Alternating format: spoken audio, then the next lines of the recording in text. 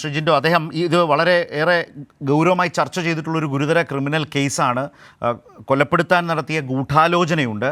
ആ വധശ്രമ ഗൂഢാലോചന കേസാണ്. അതുകൊണ്ടാണ് ആ കേസിൻ്റെ ഓരോ നാളും ഇത്രയേറെ വർഷം പഴക്കമുള്ളതാണ്. അപ്പോൾ അതിൻ്റെ ഓരോ വശങ്ങളും അദ്ദേഹം സൂചിപ്പിച്ചുകൊണ്ട് സംസാരിച്ചതും ഒരുപക്ഷെ താങ്കൾക്കടക്കം അതിൽ സംസാരിക്കുന്നതിന് ഗുണകരമായി മാറും. ഇവിടെ ഒരു പ്രധാനപ്പെട്ട കാര്യം അദ്ദേഹം പറഞ്ഞ പോലെ ഈ വിധി അത് സാങ്കേതികമായ ചില പ്രശ്നങ്ങൾ ചൂണ്ടിക്കാട്ടിയാണ്. നിയമപരമായി പോരാട്ടം മുന്നോട്ട് കൊണ്ടുപോകാൻ കഴിയുന്നതുമാണ്. അത് ശ്രീ പി ജയരാജൻ പറയുകയും ചെയ്തു. എന്ന് വെച്ചാൽ അതായത് ഈ കുറ്റകൃത്യവുമായുള്ള കെ സുധാകരൻ്റെ ബന്ധമെന്ത് എന്നതിനെ സംബന്ധിച്ച് നിയമപരമായ പരിശോധന നടന്നിട്ടില്ല എന്ന പ്രശ്നം ഇതിനകത്ത് ഇപ്പോഴും നിൽക്കുകയാണ്. വളരെ ഗൗരവമായ സാക്ഷിമൊഴികൾ വന്നു. പ്രതികളുടെ വാടക കൊലയാളികളുടെ മൊഴികൾ റെയിൽവേ പോലീസിന് കിട്ടിയിട്ടുണ്ട്. നേരത്തെ ശ്രീ ജയരാജൻ പറഞ്ഞല്ലോ, അതുമായി ബന്ധപ്പെട്ട നിരവധി തെളിവുകൾ, വാടക കൊലയാളികളുമായി ബന്ധപ്പെട്ട് അവർ കൊടുത്തിട്ടുള്ള മൊഴികൾ, രേഖാമൂലമുള്ള സാക്ഷിമൊഴികൾ, അത്തരം നിരവധിയായ തെളിവുകളൊക്കെ ഉള്ളൊരു കേസാണ്.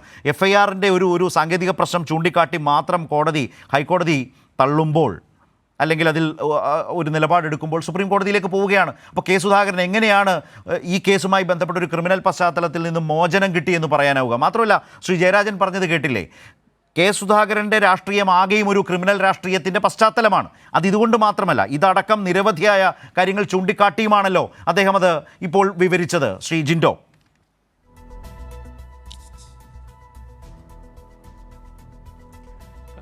ശരത്ത്, അദ്ദേഹം അത്രയും സവിസ്തരം കാര്യങ്ങൾ പറഞ്ഞത് ഒരു കണക്കിന് ഈ പ്രേക്ഷകർക്കും നമുക്ക് എല്ലാവർക്കും കുറച്ച് എളുപ്പമാണ്. അപ്പോൾ അദ്ദേഹം പറഞ്ഞ കാര്യങ്ങളിൽ നിന്ന് രണ്ട് വശങ്ങളും അതിൽ വരുന്നുണ്ട് എന്നുള്ളത് കൊണ്ട് തന്നെ അത് എളുപ്പത്തിൽ താങ്കൾ സ്റ്റേറ്റ് ചെയ്ത കാര്യം സത്യമാണ്. ആളുകൾക്ക് കുറേ കൂടി കാര്യങ്ങൾ വ്യക്തമാവും. അദ്ദേഹം പറഞ്ഞതെന്ന് ഞാൻ മനസ്സിലാക്കുന്നത് ഓരോ ഗവൺമെൻറ് മാറുമ്പോഴും പോലീസിൻ്റെ നയം മാറുമെന്നാണ്. അങ്ങനെയാണെങ്കിൽ ഇപ്പോൾ കേരളം ഭരിക്കുന്ന പിണറായി വിജയൻ സർക്കാരിൻ്റെ നയമായിരിക്കും കേരളത്തിലെ ഇപ്പോഴത്തെ പോലീസ് പുലർത്തുന്നത് എന്ന് വേണം നമ്മൾ അനുമാനിക്കാൻ. അത് മറ്റൊരു വിഷയമായതുകൊണ്ട് ഞാൻ അതിനെക്കുറിച്ച് പറയുന്നില്ല. പക്ഷേ ഇന്ന് കേരളത്തിലെമ്പാടും ചർച്ച ചെയ്യുന്ന ഒരു കാര്യമുണ്ട്. 2-2.5 പതിറ്റാണ്ട് മുമ്പ് ഇത്തരത്തിലൊരു ആരോപണം വരുന്നു. EP ജയരാജന് വെടികൊണ്ടു എന്നുള്ള കാര്യത്തിൽ തർക്കമൊന്നുമില്ല. അദ്ദേഹത്തിന് വെടികൊണ്ടിട്ടുണ്ട്.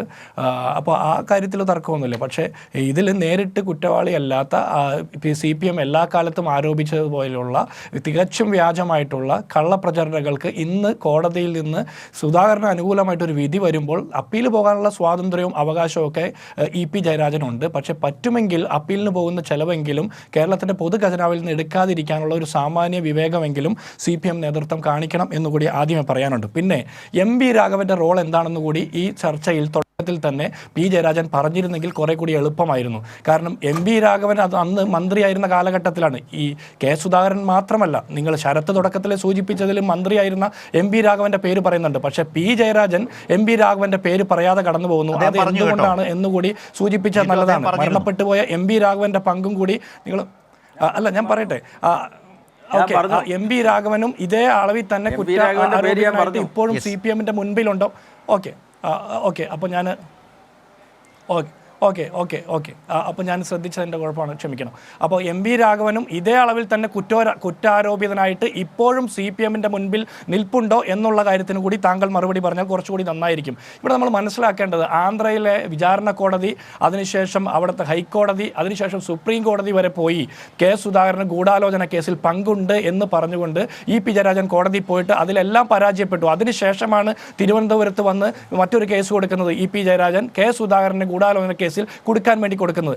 ആ കേസാണ് ഇന്ന് ഹൈക്കോടതി വെറുതെ വിടുന്നത്. അതിൽ നമ്മൾ മനസ്സിലാക്കേണ്ടത് എന്താ, ഒരു കേസിൽ 2 FIR എന്നുള്ള സാങ്കേതികത്വം മാത്രമല്ല, ഈ സംഭവം നടന്ന ആന്ധ്രയിൽ പോലും അവിടുത്തെ വിചാരണ കോടതി, അവിടുത്തെ ഹൈക്കോടതി, ഇന്ത്യയുടെ സുപ്രീം കോടതി പോലും സുധാകരനെ അന്നേ വിടുതൽ കൊടുത്തിട്ടുള്ള ഒരു കാര്യത്തിലാണ് വീണ്ടും ഇന്ന് കേരള ഹൈക്കോടതി വിടുതൽ കൊടുക്കുന്നത്. അപ്പോൾ ഇതിൻ്റെ നാൾ വഴികളൊക്കെ പറയുമ്പോൾ നമ്മൾ എല്ലാ വശങ്ങളും കൂടി പറയണം എന്നുള്ളത് ഒന്നാമത്തെ കാര്യം. 2, ഇന്ന് EP ജയരാജൻ പറഞ്ഞൊരു കാര്യമുണ്ട്, പ്രോസിക്യൂഷൻ്റെ പരാജയമാണെന്ന്. പ്രോസിക്യൂഷൻ്റെ പരാജയം എന്ന് പറഞ്ഞാൽ നമ്മൾ എന്താ മനസ്സിലാക്കേണ്ടത്? കേരളത്തിലെ ആഭ്യന്തര വകുപ്പിൻ്റെയും പ്രോസിക്യൂഷൻ്റെയും പരാജയം അത് നിലവിൽ നയിക്കുന്നത് ആരാണ്? പിണറായി വിജയനാണ്. ഇനി രണ്ടാമത്തത്, പ്രോസിക്യൂഷൻ്റെ പരാജയം എന്ന് മനസ്സിലാക്കുമ്പോൾ നമ്മൾ എന്താ വിചാരിക്കേണ്ടത്?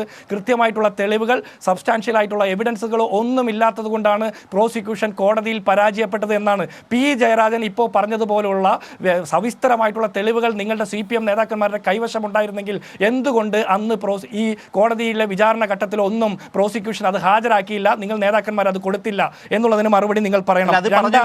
കേന്ദ്രം ഭരിച്ച നരസിംഹറാവു സർക്കാരിനെയും കേന്ദ്രത്തിലെ കോൺഗ്രസ് സ്വാധീനത്തെ ഉപയോഗിച്ച് ആ കേസിനെ അട്ടിമറിക്കുകയായിരുന്നു.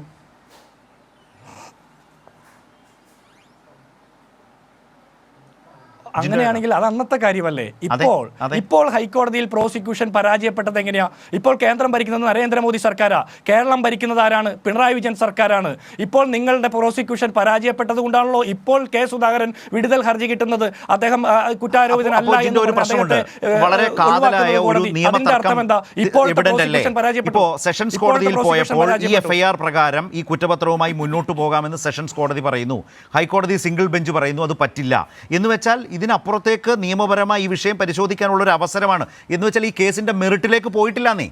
കെ സുധാകരൻ്റെ ഗൂഢാലോചനയിലെ പങ്കെന്ത്, ഈ മൊഴികൾ വിശ്വസനീയമാണോ, ഈ മൊഴികളുടെ അടിസ്ഥാനത്തിലെ മറ്റ് തെളിവുകൾ പരിശോധിച്ചു, ഇതൊന്നും ചെയ്തിട്ടില്ല. അതുകൊണ്ടാണ് സാങ്കേതികം എന്ന് പറയുന്നത്. മെറിറ്റിൽ ഈ കുറ്റകൃത്യവുമായി ബന്ധപ്പെട്ട കേസിൻ്റെ മെറിറ്റിലെ കെ സുധാകരൻ്റെ പങ്കിലേക്ക് അന്വേഷണം ഈ കോടതി നടപടികൾ പോയിട്ടില്ല. ജിൻഡോ, ശരത്തെ, എനിക്ക് ആ കാര്യത്തിൽ തർക്കമില്ലെന്നേ. എൻ്റെ തർക്കം എവിടെയാ? ആന്ധ്രയിലെ വിചാരണ കോടതി, ആന്ധ്ര ഹൈക്കോടതി, ഇന്ത്യയുടെ സുപ്രീം കോടതി ഒക്കെ ഒഴിവാക്കി കൊടുത്ത ഒരു കേസിൽ വീണ്ടും കെ സുധാകരനെ പ്രതി ചേർക്കാൻ വേണ്ടിയിട്ട് ഗൂഢലക്ഷ്യത്തോടു കൂടി പരാതി കൊടുക്കുന്നു. അങ്ങനെ കേസെടുക്കുന്നു.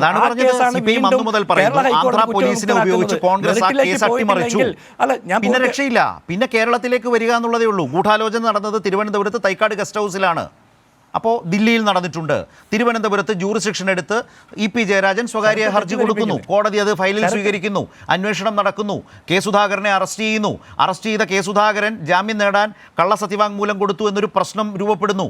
അതിനെതിരെ സുപ്രീം കോടതി അതിൽ നടപടി ഉണ്ടാകുന്നുണ്ട് കേട്ടോ. അപ്പോൾ അതിൻ്റെ പേരിൽ സുധാകരനെ പ്രോസിക്യൂട്ട് ചെയ്യണമെന്ന് തിരുവനന്തപുരത്ത് സെഷൻസ് കോടതി അക്കാലത്ത് കണ്ടെത്തിയിട്ടുണ്ട്. അന്ന് അദ്ദേഹം MLA ആണെന്ന് ഓർക്കണം. അപ്പോൾ അതിനെതിരെ കെ സുധാകരൻ ഹൈക്കോടതിയെ സമീപിച്ചെങ്കിലും പ്രോസിക്യൂഷൻ നടപടി തുടരാം എന്നാണെന്ന് ജസ്റ്റിസ് രാജേന്ദ്ര ബാബുവിൻ്റെ ഉത്തരവ് ഓർക്കണം. അതിനുശേഷം കെ സുധാകരൻ അന്ന് സുപ്രീം കോടതിയിൽ പോയി സ്റ്റേ വാങ്ങിയതുകൊണ്ടാണ് കഷ്ടിച്ച് രക്ഷപ്പെട്ടെന്ന് അങ്ങനെ നിൽക്കുന്നത്. ഇപ്പം ഇങ്ങനൊരു ചരിത്രം ഈ കേസിനുണ്ടെന്നേ. അല്ല, ഞാൻ ശരത്തെ, ഈ ചരിത്രമൊക്കെ നിങ്ങൾ വായിച്ചോ? പക്ഷെ ഞാൻ എൻ്റെ ഭാഗം പൂർത്തിയാക്കാൻ എനിക്കൊരു 1.5 മിനിറ്റ്.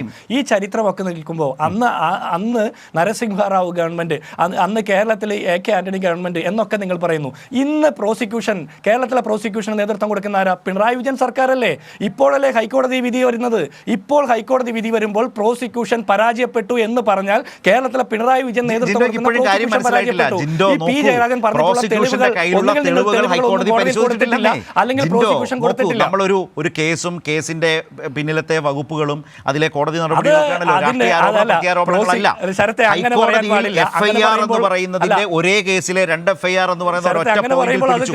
പ്രോസിക്യൂഷന്റെ ഭാഗത്തിലെ തെളിവുകൾ കോടതി പരിശോധിച്ചിട്ടില്ലെന്നേ. അതിനുള്ള അവസരം ഈ കേസിൽ ഒരുങ്ങിയിട്ടില്ല ഇതുവരെ ഇവിടെ കേരളത്തിൽ. അതിനു മുമ്പാണ് അതിനെ തടസ്സപ്പെടുത്തിക്കൊണ്ട് കെ സുധാകരൻ ഇങ്ങനെ പോകുന്നത്. തെളിവുകൾ ഇല്ലാത്തതിന്റെ പേരിലാണ് ഇന്ന് അദ്ദേഹത്തെ കുറ്റവിമുക്തർ അല്ല, തെളിവുകളില്ലാത്തതിന്റെ പേരിലല്ല. ഇത് എത്രയോ വട്ടം പ്രോസിക്യൂഷന്റെ മുമ്പിൽ വന്നു, സുപ്രീം കോടതി വരെ പോയി. ഒരേ കേസിൽ 2 FIR അത് പാടില്ല എന്ന് പറയുന്ന ഒരു നിയമവശമാണ് കോടതി ചൂണ്ടിക്കാട്ടിയിട്ടുള്ളത്. ഈ പ്രശ്നം തിരുവനന്തപുരത്തെ സെഷൻസ് കോടതിക്ക് മുമ്പാകെ ഉണ്ടായിരുന്നു. കോടതി അന്ന് അംഗീകരിച്ചു, സുധാകരന്റെ വാദം തള്ളി.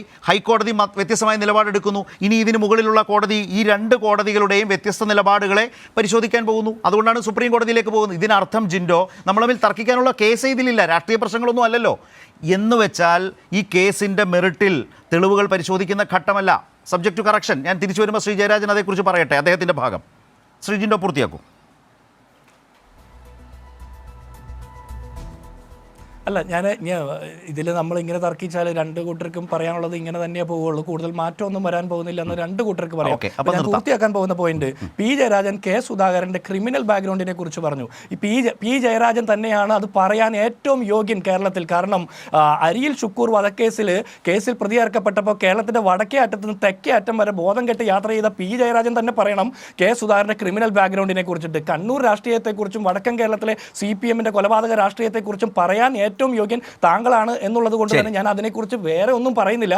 പക്ഷേ ഈ വാടിക്കൽ രാമകൃഷ്ണന്റെ മരണം തൊട്ട് ഒരുപാട് കാര്യങ്ങൾ നമുക്ക് എടുത്ത് പറയേണ്ടി വരും. അതൊന്നും ഇന്നത്തെ രാഷ്ട്രീയ സാഹചര്യത്തിൽ ചെറുപ്പക്കാർക്ക് സംസാരിക്കാൻ കൊള്ളാവുന്ന ഒരു വിഷയമല്ലാത്തത് കൊണ്ട്, ഭൂഷണമായിട്ടുള്ള രാഷ്ട്രീയ വിഷയമല്ലാത്തത് കൊണ്ട് ഞാൻ അതിനെക്കുറിച്ച് പറയുന്നില്ല.